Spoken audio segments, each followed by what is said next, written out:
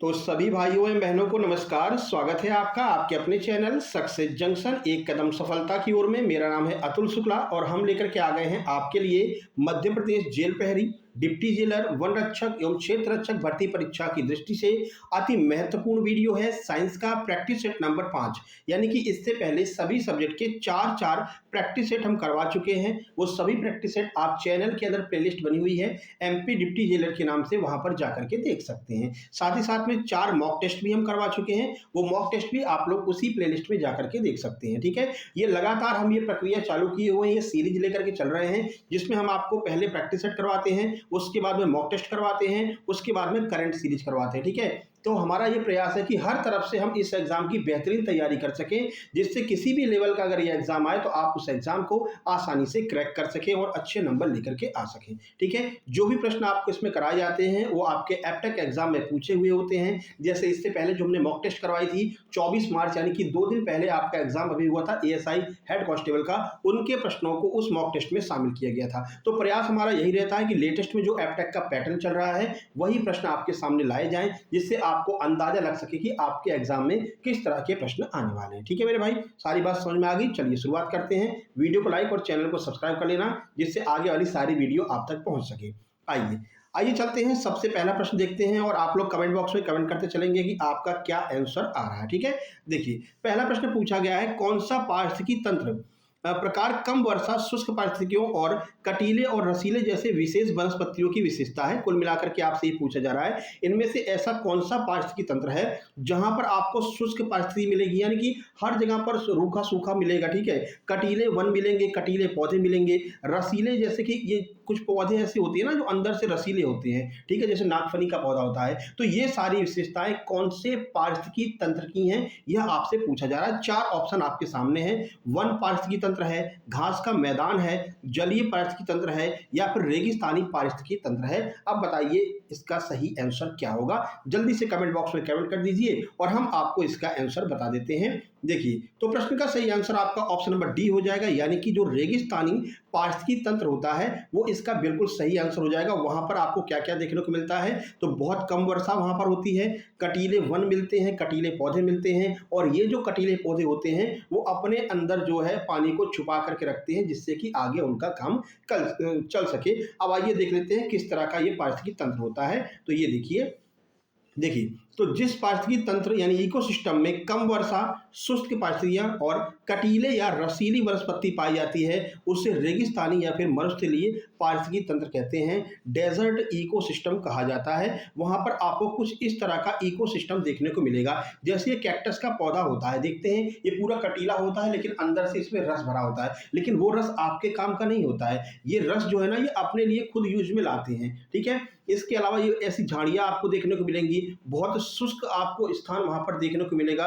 पौधे भी आपको और जो जीव जंतु भी होंगे वहां पर के जो जीव जंतु होते हैं वो भी आपको छोटे छोटे देखने को मिलते हैं। ठीक है, और ऊंट को रेगिस्तान का जहाज कहा जाता है, ये आपको ध्यान रखना है। अभी एमपी एएसआई के एग्जाम में ये प्रश्न पूछा गया था, रेगिस्तान का जहाज किसे कहते हैं, ऊंट को कहते हैं। नॉर्मल सा प्रश्न है ना। तो ये आज का आपका पहला प्रश्न था।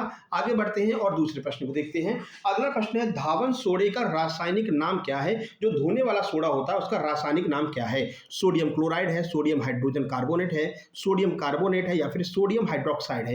क्या है, जल्दी से कमेंट बॉक्स में कमेंट कर दीजिए। आइए हम इसका आंसर देख लेते हैं। तो प्रश्न का सही आंसर ऑप्शन नंबर सी, यानी कि सोडियम कार्बोनेट जो है वो बिल्कुल सही आंसर हो जाएगा। तो धावन सोडा या फिर धोने का जो सोडा होता है उसका रासायनिक नाम सोडियम कार्बोनेट होता है। इसके बारे में कुछ जानकारी देख लेते हैं। देखिए, तो जो आपका धावन सोडा होता है इसे हम वॉशिंग सोडा कहते हैं, नहीं वॉशिंग पाउडर, निरमा, ठीक है ना।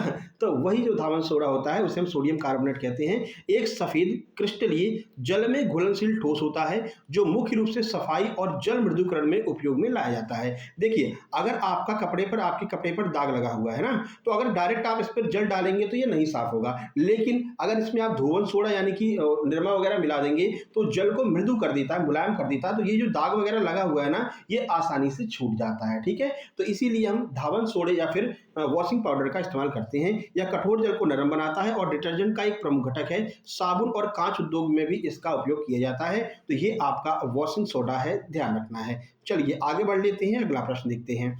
अगला है प्रश्न नंबर 3, इनमें से क्या रक्त स्कंदन में सहायक है? यानी कि रक्त स्कंदन का मतलब है कि शरीर के अंदर रक्त का थक्का बनने से तो रोकता है, शरीर के अंदर रक्त के थक्के को बनने से रोकता है, और अगर हमारा रक्त बह रहा हो तो रक्त का थक्का बना करके रक्त को बहने से, बाहर बहने से रोकता है। तो ऐसा कौन सा विटामिन है जो रक्त के स्कंदन में सबसे ज्यादा महत्वपूर्ण होता है? विटामिन ए, डी, के या फिर सी? जल्दी से आंसर बताइए और हम आपको आंसर बता देते हैं। सही आंसर ऑप्शन नंबर सी हो जाएगा, यानी कि जो विटामिन के होता है, ये विटामिन के रक्त के स्कंदन में सहायक होता है। रक्त के स्कंदन का मतलब समझ गए? रक्त के स्कंदन का मतलब है कि अगर ये जो ब्लड हमारे शरीर के अंदर बह रहा है तो यहाँ पर थक्का ना जमने पाए, ये भी जिम्मेदारी विटामिन के की होती है। साथ ही साथ में अगर हमें चोट लग जाती है और रक्त हमारा बाहर बहने लगता है तो यहाँ पर रक्त का थक्का बनाने का काम भी किसका रहता है? ये भी विटामिन के का रहता है। इसी को हम रक्त स्कंदन कहते हैं। यहाँ पर आप अच्छी तरह से देख सकते हैं। तो हमारे शरीर में विटामिन के रहता है, आरबीसी रहती है,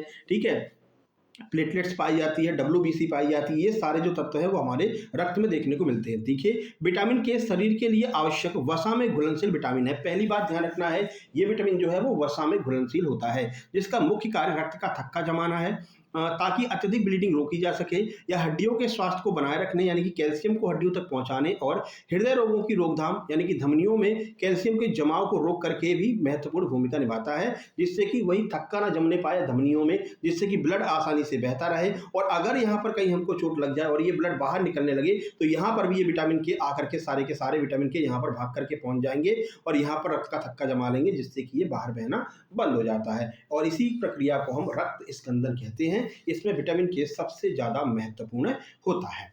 चलिए आगे बढ़ने से पहले आप लोगों को बता दें, जैसा कि आप लोग जानते हैं, चाहे वो एमपीएसआई का एग्जाम हो, एमपीएसआई का एग्जाम हो, पुलिस कांस्टेबल, पुलिस आबकारी का एग्जाम हो, हमारे सुपर सिलेक्शन नोट्स से आपको सीधे सीधे प्रश्न एग्जाम्स में देखने को मिलते हैं। इसीलिए एमपी डिप्टी जेलर, वन रक्षक, फॉरेस्ट गार्ड और आपका जेल प्रहरी के लिए बेहतरीन सुपर सिलेक्शन नोट्स हमने तैयार किए हैं। ये सुपर सिलेक्शन नोट्स आपको मात्र 189 रुपए में उपलब्ध कराए जा रहे हैं, और छोटी सी प्रक्रिया है जिससे आप इन नोट्स को प्राप्त कर सकते हैं। इसमें मिलेगा क्या क्या? तो इसमें आपको सभी सब्जेक्ट, चाहे वो एमपीजी के हो, जीके, जीएस, रीजनिंग हो, मैथ हो, वैसे रीजनिंग आपके एग्जाम में नहीं आएगा, लेकिन अगर आप चाहेंगे तो आपको दे दिया जाएगा, साइंस, हिंदी, इंग्लिश, इन सब के कंप्लीट थ्योरी नोट्स मिलेंगे, कंप्लीट प्रैक्टिस सेट मिलेंगे, कंप्लीट मॉक टेस्ट मिलेगा, और जो हम करंट सीरीज करवा रहे हैं वो करंट सीरीज मिलेगी। साथ ही साथ में एग्जाम से 15 दिन पहले आपको सुपर रिवीजन नोट्स मिल जाएंगे। ये सुपर रिवीजन नोट्स क्या होते हैं? कोई भी एक टॉपिक आप पढ़ना चाहते हैं, मान लीजिए मुगल काल पढ़ना चाह रहे हैं, तो इसी एक पेज में पूरा का पूरा मुगल काल आपका लिखा रहेगा छोटी छोटी हेडिंग्स में, और पूरे इंपॉर्टेंट पॉइंट्स को इसमें कवर किया जाएगा। तो माइंड मैप के थ्रू जो है आप किसी भी टॉपिक को खत्म कर सकते हैं ना। इसी तरह से आपको इंग्लिश, हिंदी और आपका जो है साइंस, इन सब के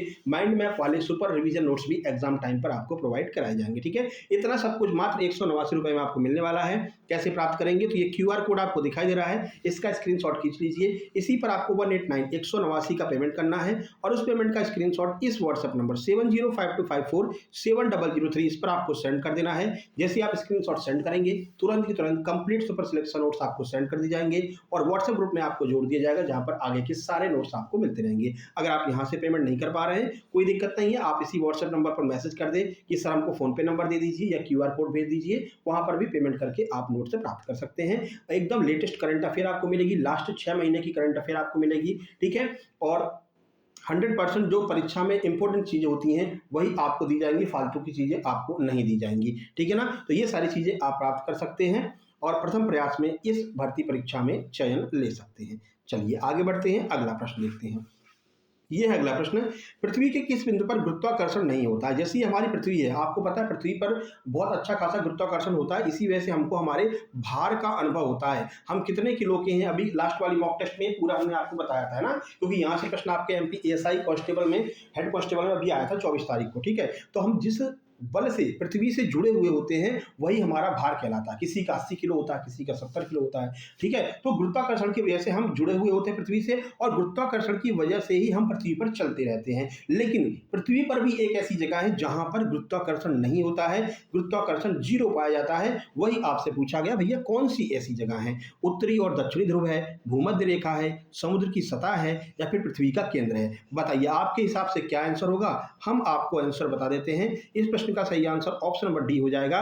पृथ्वी के केंद्र पर सबसे कम गुरुत्वाकर्षण बल पाया जाता है। अब ऐसा होता क्यों है वो भी आइए आपको बता देते हैं। यहाँ पर देखिए, तो देखो पृथ्वी का केंद्र जो सेंट्रल ऑफ अर्थ होता है, गुरुत्वाकर्षण बल शून्य यानी कि 0 होता है। इसका कारण यह है कि केंद्र पर होने पर पृथ्वी का द्रव्यमान आपको सभी दिशाओं के समान रूप से अपनी ओर खींचता है। अब जैसे ये है, ये सेंटर है, ठीक है, आप यहाँ पर खड़े हुए हैं, ठीक है ना, तो यहाँ पर सेंटर पर खड़े हुए हैं, तो ये वाला गुरुत्वाकर्षण अभी अपनी तरफ खींचेगा, ये भी अपनी तरफ उसी बल से खींचेगा, ये भी खींचेगा, ये भी खींचेगा, ये भी खींचेगा, तो सभी बल आपको अपनी तरफ खींचते रहते हैं, जिससे कि आप कहीं नहीं जा पाते हैं और फाइनली आप यहीं पर केंद्र में फंसे रह जाते हैं। जैसे कि अगर अभी आप जमीन में छेद करके अंदर जाते चले जाओ तो केंद्र के आगे आप नहीं जा पाएंगे, क्योंकि इसके अंदर जो है गुरुत्वाकर्षण बल कार्य करना बंद कर देता है। ठीक है, तो समान रूप से अपनी ओर खींचता है, जिससे कुल गुरुत्वाकर्षण प्रभाव एक दूसरे को रद्द कर देता है। यहां से आपको खींच रहा है तो ये भी यहां से खींच रहा है, तो ये वाला इसको खत्म कर देगा, ये यहां से खींच रहा है तो इधर भी आपको खींच रहा है, ये वाला इसको खत्म कर देगा,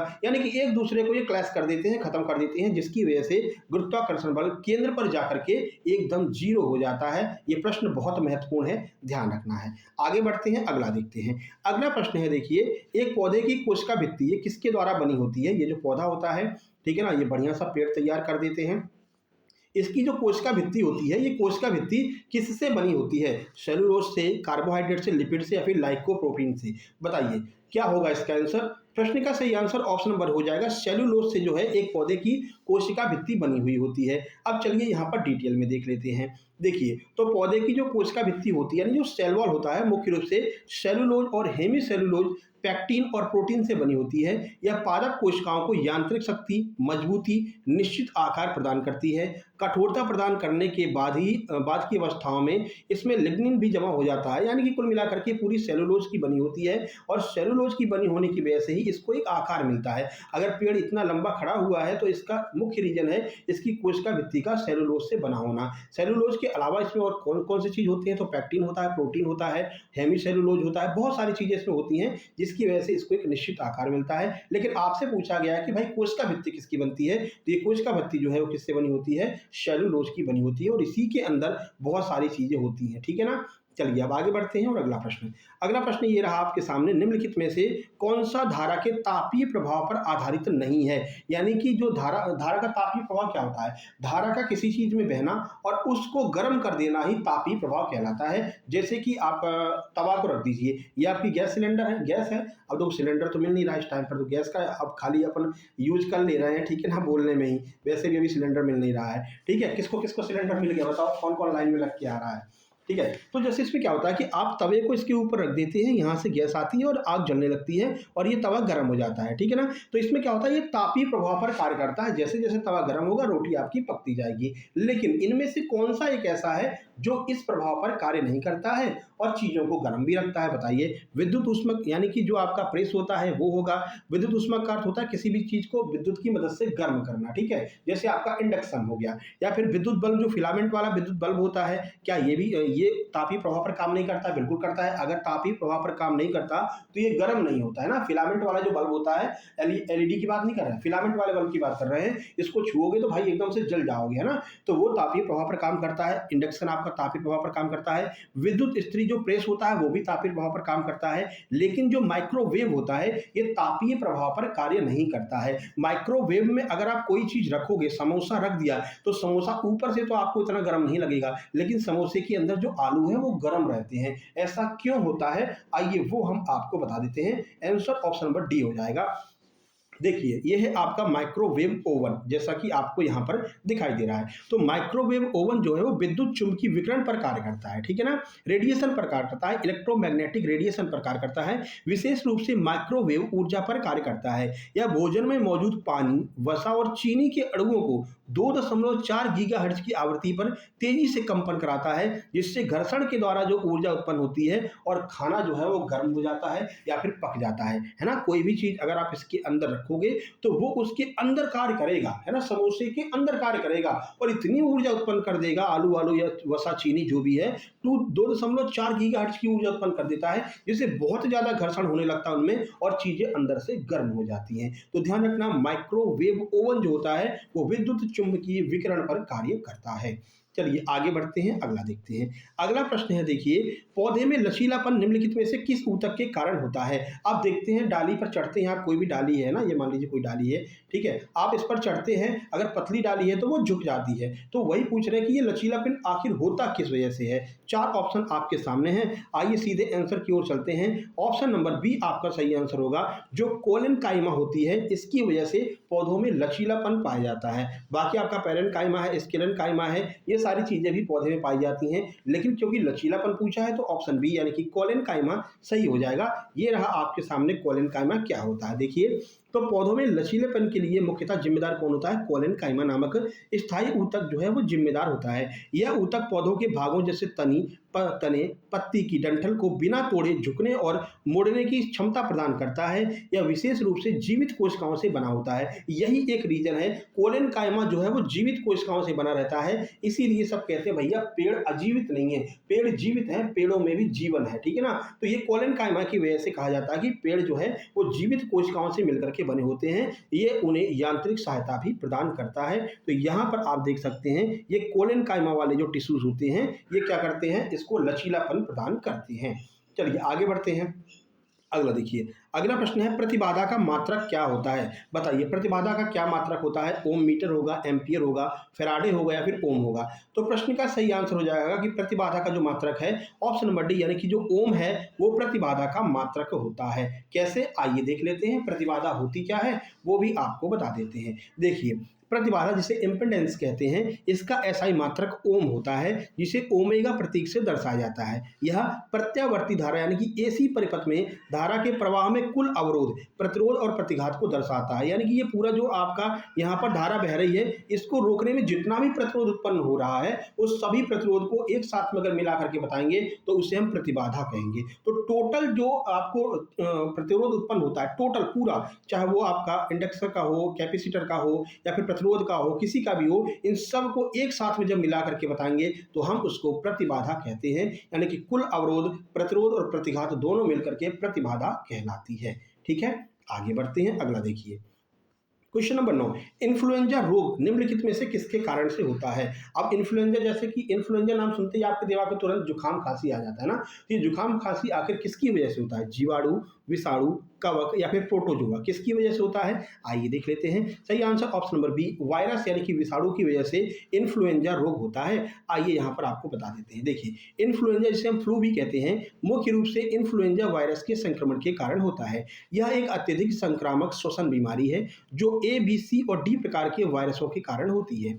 यह वायरस मुख्य रूप से संक्रमित व्यक्ति के खांसने, छींकने या बात करने से हवा में फैली बूंदों के माध्यम से एक व्यक्ति से दूसरे में फैल जाते हैं। फिर क्या क्या होता है, इस तरह से आपको हाई फीवर आ सकता है, ठीक है, और बहुत ज़्यादा ठंडी लग सकती है, फिर वॉमिटिंग हो सकती है, नौजिया आ सकता है, चक्कर आ सकता है, तो ये सारे हेडेक, सर में दर्द हो सकता है, ये सारी चीज़ें आपको वायरस की वजह से हो सकती हैं। इसीलिए लोग कहते हैं किसी को खांसी जुकाम हुआ हो उसके सामने और उसके आसपास मत बैठिए, नहीं तो खांसी जुकाम आपको भी हो जाएगा, क्योंकि वायरस जो होते हैं वो हवा में बूंदों के माध्यम से एक दूसरे में प्रसारित होते हैं। ठीक है, आगे बढ़ते हैं, अगला प्रश्न देखिए। ये रहा अगला प्रश्न, डीएनए अंगुली छापी के जनक कौन थे? कुल मिलाकर आपसे पूछा जा रहा है जो डीएनए फिंगरप्रिंट होता है, जिसकी मदद से हम पता कर लेते हैं कि ये अपराध किसने किया है। बहुत सारे धारावाहिक आपने देखे होंगे, उसमें भैया वो ग्लव्स पहन करके उसको चाकू मारने जाता है जिससे उसकी उंगलियों के निशान जो है उस चाकू पर ना आ पाए। तो भाई इसकी खोज किसने की थी, जहां से अपराधियों को पकड़ना और भी आसान हो गया था?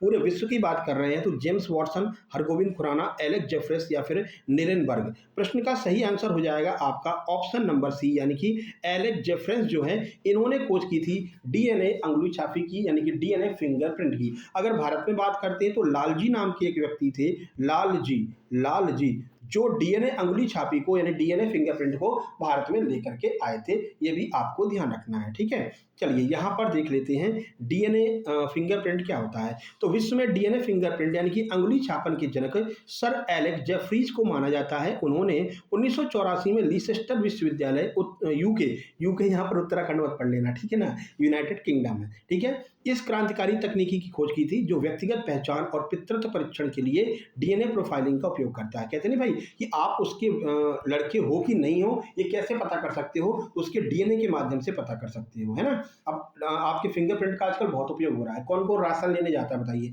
राशन लेने हर व्यक्ति जाता है, बड़े से बड़ा काम छोड़ देंगे, राशन लेने ज़रूर जाएँगे। तो राशन लेने जब आप जाते हो तो आपके फिंगरप्रिंट का यूज़ होता है। वहाँ पर आप मशीन में अपनी फिंगर को रखते हो और फिंगर रिकॉग्नाइज़ करके बता देती है कि हाँ भैया यही है वो व्यक्ति, यही अतुल शुक्ला है, इनको इतना राशन दे दीजिए, ठीक है? तो इसका उपयोग या फिर इसका निर्माण किसने किया था? तो वो सर एलेक्स जेफरीज ने किया था और भारत में श्री लालजी ने किया था। इनके आगे भी कुछ नाम था पर लालजी हमको याद है, लालजी आपको बता दे रहे हैं, ठीक है भाई? चलो आगे बढ़ लेते हैं। प्रश्न नंबर 11, कौन सा बल इंजन के माध्यम से एक विमान को चलाता है? यानी इसमें से ऐसा कौन सा बल है जब इंजन जो आपका जो एरोप्लेन है वो उड़ता है तो इंजन के द्वारा कौन सा बल का प्रयोग किया जाता है? उत्थापक बल, कर्षण बल, प्रणोद बल या फिर गुरुत्वाकर्षण बल? किस बल का प्रयोग करते हैं? आइए देखते हैं। देखो प्रश्न थोड़े से कठिन भी आपको लग सकते हैं क्योंकि देखो डिप्टी जेलर का भी एग्जाम है ना, तो भाई लेवल वो लोग थोड़ा सा अप भी रख सकते हैं, मीडियम भी रख सकते हैं। हम तीनों तरह से लेकर के आपको चल रहे हैं, सिंपल, मॉडरेट और हाई, तीनों लेवल आपका हम लेकर के चलेंगे, ठीक है? चलिए आंसर देखते हैं। सही आंसर ऑप्शन सी हो जाएगा। प्रणोद बल का उपयोग करते हैं जो इंजन इस विमान को उड़ाते हैं। कौन सा विमान है? ये रहा देखिए। तो विमान के उड़ने के लिए मुख्य रूप से बेसिकली सबसे ज्यादा यूज में कौन आता है? तो ये आपका लिफ्ट बल जिम्मेदार होता है जो विमान को उठाता है। लेकिन आपसे पूछा गया है कि इंजन कौन से बल का इस्तेमाल करते हैं, तो देखो पूरा आपको बता देते हैं। सबसे पहले जो उत्थापन बल होता है जिसे हम लिफ्ट बल कहते हैं, जो पंखों के ऊपर और नीचे हवा के दबाव के अंतर से उत्पन्न होता है। हालांकि जो प्रणोद बल है जिसे हम थ्रस्ट कहते हैं, वह बल जो इंजन के द्वारा उत्पन्न होता है। अभी आपने एक केस देखा था अहमदाबाद में, या फिर जो बोइंग 777 मतलब कि क्रैश हो गया था जिसमें गुजरात के पूर्व मुख्यमंत्री की भी जो मृत्यु हो गई थी। वहां पर यही सिस्टम हुआ था कि वो जो प्लेन उड़ रहा था उसको थ्रस्ट नहीं मिल पाया था, ठीक है ना, क्योंकि इंजन ने वो बल जनरेट करना बंद कर दिया था। प्रणोद तो उसको मतलब कि लिफ्ट वाला बल तो उसको मिल गया था, वेट भी उसका ठीक ठाक था, लेकिन ये थ्रस्ट नहीं मिल पाया। आपने कई बार सुना होगा कि विमान को थ्रस्ट नहीं मिल पाया, थ्रस्ट नहीं मिल पाया। वो थ्रस्ट क्या होता है? यानी इंजन के द्वारा जो पावर लगाया जाता है वो इंजन का पावर नहीं मिल पाया था, जिसकी वजह से वो नीचे आ गया था, है ना। तो अगर इसमें से एक भी चीज गड़बड़ हुई, थ्रस्ट पूरा सही होना चाहिए, लिफ्ट भी सही होना चाहिए, वेट भी उसका सही होना चाहिए और पीछे की जो पूंछ होती है ड्रैग भी सही होना चाहिए, इसमें से एक भी गड़बड़ हुआ तो विमान नीचे आ जाएगा। और इस वाले केस में क्या हुआ था, बोइंग 777 में ये जो थ्रस्ट है ना, ये थ्रस्ट नहीं मिल पाया था क्योंकि विमान का जो इंजन था वो चालू नहीं हो पाया था, जिसकी वजह से विमान नीचे गिर गया था, ठीक है। अभी उस पर चर्चा चली रही है, क्या हुआ था क्या नहीं हुआ था, कुछ पता नहीं चल पाया है, ठीक है। तो ध्यान रखना, जो प्रणोद बल होता है, थ्रस्ट होता है, वह बल है जो इंजन के द्वारा उत्पन्न होता है, जो विमान को आगे बढ़ा करके गति देता है ताकि उत्थापन बल बना रहे, ठीक है। अब ये अगर गड़बड़ हो जाएगा तो ये लिफ्ट जो उत्थापन बल है ये गड़बड़ होगा, जो इसको ऊपर उठा रहा है वो बल जो है गड़बड़ हो जाएगा, तो ऊपर उठना बंद हो जाएगा और विमान नीचे आ जाता है, ठीक है। और गुरुत्वाकर्षण उसको नीचे खींचता है, लिफ्ट बल उसको ऊपर खींचता है, थ्रस्ट इन दोनों में सामंजस्य बनाता है। ये थ्रस्ट अगर गड़बड़ हुआ तो ये दोनों गड़बड़ होंगे और विमान नीचे आ जाएगा, ठीक है। यही हुआ था इस वाले केस में। आगे बढ़ लेते हैं। अगला 12 नंबर देखिए, एक एंगस्ट्रॉम का मान कितने माइक्रोन के बराबर होता है बताइए। सिंपल सा प्रश्न है, कई बार पूछा गया है। चलिए सीधे आंसर की ओर चलते हैं। सही आंसर ऑप्शन ए हो जाएगा, 10 की घात -4 माइक्रोन के बराबर एक एंगस्ट्रॉम होता है, ठीक है। यहाँ पर आप देख सकते हैं और कुछ कंपैरिजन भी आपको बता देते हैं। देखिए एक एंगस्ट्रॉम बराबर 10 की घात -4 माइक्रोन होता है। अब इसको इस तरह से भी दे सकते हैं, 0.001 माइक्रोन, ठीक है। ये दोनों एक ही बात है ना। और इसके अलावा एक एंगस्ट्रॉम बराबर 10 की घात -10 मीटर होता है। ये मीटर वाला भी कई बार पूछा गया है। और अगर नैनोमीटर में बात करें तो 0.1 नैनोमीटर होता है। ये चारों हमने आपको बता दिए क्योंकि ये चारों ही आपसे अलग अलग शिफ्ट में पूछे जा सकते हैं। चलिए अब आगे बढ़ लेते हैं और अगला प्रश्न देखते हैं। 13 नंबर का प्रश्न है, पानी के नीचे ध्वनि को मापने के लिए निम्नलिखित में से किस उपकरण का प्रयोग किया जाता है। जैसे कि ये मान लीजिए कोई जहाज जा रहा है, ठीक है। अरे ये कौन सा जहाज बन गया भैया, जैसे कि ये पानी का जहाज है, ठीक है, ये जा रहा है। अब आप इस नदी के नीचे मापना चाहते हैं कि भाई कितनी गहराई है या फिर कितना इसके अंदर कौन कौन से साउंड्स आ रहे हैं ना। तो पानी के नीचे ध्वनि को मापने के लिए हम किसका प्रयोग करते हैं, तो यहाँ पर हम प्रयोग करते हैं हाइड्रोफोन का, ठीक है। ये तो आप बता सकते हो, जहाँ पर भी हाइड्रो शब्द लगा मिल जाए समझ लीजिए कि ये पानी से संबंधित है, फोन शब्द लगा मिल जाए समझ लीजिए ध्वनि से संबंधित है। तो हाइड्रोफोन जो है पानी के नीचे ध्वनि को मापने के लिए होता है। इसके अलावा एक पूछा जाता है फेदोमीटर, ठीक है, फेदोमीटर। ये फेदोमीटर क्या करता है, तो पानी के अंदर की गहराई को मापने के लिए कि ये पानी कितना गहरा है ये मापने का काम फेदोमीटर करता है। क्या होता है, यहाँ से तरंगे जाती हैं और ज़मीन से टकरा करके वापस लौट करके आती हैं, तो फेदोमीटर ये काउंट कर लेता है कि कितनी दूरी से ये तरंगे वापस आई हैं, इसका मतलब इतनी इसकी गहराई है। तो दोनों ध्यान रखना है। ध्वनि अगर पता करना है पानी के अंदर तो हम यूज करेंगे हाइड्रोफोन का, पानी के अंदर गहराई पता करना है तो हम यूज करेंगे फेदोमीटर का। दोनों आपके एग्जाम में पूछे जाते हैं, ऑप्शन ए सही हो जाएगा। जो मैक मीटर होता है ये हवाई जहाज की स्पीड को बताने का काम करता है। ठीक है, चलो आगे बढ़ लेते हैं। अगला देखिए, अगला है इटाई इटाई रोग। ये जो है ना, ये किसकी वजह से होता है, ये भी मोस्ट इंपोर्टेंट है, कई बार आपके एग्जाम से पूछा गया है। मरकरी की वजह से, कैडमियम की वजह से, आर्सेनिक की वजह से या नाइट्रेट की वजह से, किसकी वजह से इटाई इटाई रोग होता है? सही आंसर हो जाएगा ऑप्शन नंबर बी, कैडमियम की वजह से इटाई इटाई रोग होता है। अब ये रोग कैसे होता है, क्या हो जाता है इसमें, यहाँ पर देख सकते हैं। इटाई इटाई रोग कैडमियम के दीर्घकालिक विषाक्तता या प्रदूषण के कारण होता है। अगर कहीं पर कैडमियम का प्रदूषण काफी टाइम से हो रहा है तो वहां के लोगों को इटाई इटाई रोग हो सकता है। इटाई इटाई का अर्थ होता है कि दर्द दर्द दर्द हो रहा है, दर्द हो रहा है। कहां पर होता है, हड्डियों में दर्द होता है। ठीक है, और गुर्दे को भी ये मतलब खराब कर देता है, जिससे लगातार वॉमिटिंग भी होती रहती है। ये सारी समस्याएं यहाँ पर देखने को मिलती हैं। देखिए, तो ये दीर्घकालीन विषाक्तता के कारण होता है। यह गंभीर बीमारी मुख्य रूप से कैडमियम से दूषित पानी और भोजन, विशेष करके चावल के सेवन से होती है, जो गुर्दे की विफलता, किडनी फेलुअर और हड्डियों में असहनीय दर्द का कारण बनता है। गुर्दा फेल हो जाता है या फिर हड्डियों में दर्द होने लगता है और धीरे धीरे ये हड्डियां झुकने लगती हैं, व्यक्ति इस तरह से झुक जाता है। तो इटाई इटाई रोग की वजह से होता है। आपसे पूछा जा सकता है, इटाई इटाई जो है ना, ये एक जापानी शब्द है। जापान में सबसे पहले ये रोग फैला था। एक जापानी शब्द है जिसका हिंदी अर्थ होता है दर्द दर्द होना। ठीक है, आगे बढ़ लेते हैं। अगला देखिए, अगला 15 नंबर का प्रश्न है, सिनेप्सिस अर्धसूत्री विभाजन के किस चरण में होता है? आपसे पूछा जा रहा है जो सिनेप्सिस की प्रक्रिया है वो अर्धसूत्री विभाजन के किस चरण में होती है? चार ऑप्शन है, लेप्टोटीन, पैकिटीन, जिगोटीन या फिर मेटाफेज। आइए आंसर देख लेते हैं। जिगोटीन या जाइगोटीन एक ही बात होता है। ऑप्शन सी सही आंसर होगा। जिगोटीन या फिर जाइगोटीन की वाली जो प्रक्रिया होती है वो जो है सिनेप्सिस जो है इसी प्रक्रिया में होता है। यहाँ पर आप देख सकते हैं, देखिए सिनेप्सिस की बात करते हैं तो देखो जाइगोटीन क्या होता है, यह वह चरण है जहां सिनेप्सिस की क्रिया होती है। अब ये सिनेप्सिस क्या होता है ये भी तो आपको पता होना चाहिए। तो सिनेप्सिस क्या है, इसमें माता और पिता से आए समान गुणसूत्र आपस में जोड़े बनाना शुरू करते हैं, है ना, कि यहाँ से माता के गुणसूत्र आए, यहाँ से पिता के गुणसूत्र आए। अब ये सारे गुणसूत्र मिलकर के जोड़े बनाएंगे, पेयर बनाएंगे और फिर उस पेयर के फलस्वरूप लड़का होगा या लड़की होगी उसका यहाँ पर निर्धारण होता है। ठीक है, तो यही होता है, इसी प्रक्रिया को सिनेप्सिस हम कहते हैं। इन जोड़ों को बाइवेलेंट कहते हैं। इनके बीच एक जटिल संरचना बनती है जिसे सिनेप्टोनिमल कॉम्प्लेक्स कहा जाता है। इस तरह से ये कॉम्प्लेक्स बनते हैं। ये माता के गुणसूत्र हैं, ये पिता के गुणसूत्र हैं। अब ये आपस में जुड़ना चालू हो जाएंगे और एक जटिल से प्रक्रिया का निर्माण करेंगे और इस प्रक्रिया को हम सिनेप्टिमल कॉम्प्लेक्स कहते हैं। और इस पूरी क्रिया को हम जब ये आपस में जुड़ते हैं तब हम इसको सिनेप्सिस कहते हैं। ध्यान रखना, ये जाइगोटीन नामक जो है चरण में यह प्रक्रिया होती है, यह आपको अच्छे से ध्यान रखना है। वीडियो पसंद आ रही हो तो भैया वीडियो को लाइक कर देना। पूरे 4 घंटे लगे हैं इस पूरी स्लाइड को बनाने में। ठीक है ना, अभी तक आपको हम पीडीएफ पर पढ़ा रहे थे, हमने कहा चलो इस बार चेक करते हैं कि कैसा लगेगा अगर हम स्लाइड पर इस प्रैक्टिस सेट को लेकर के चलते हैं। ठीक है मेरे भाई, आगे बढ़ते हैं। 16 नंबर का प्रश्न, भूकंप तरंगों को किस एक उपकरण के द्वारा रिकॉर्ड किया जाता है? बताइए, मापा नहीं जाता, रिकॉर्ड करने की बात की जा रही है। Speedometer, odometer, Richter scale, seismograph. प्रश्न का सही आंसर ऑप्शन नंबर डी हो जाएगा।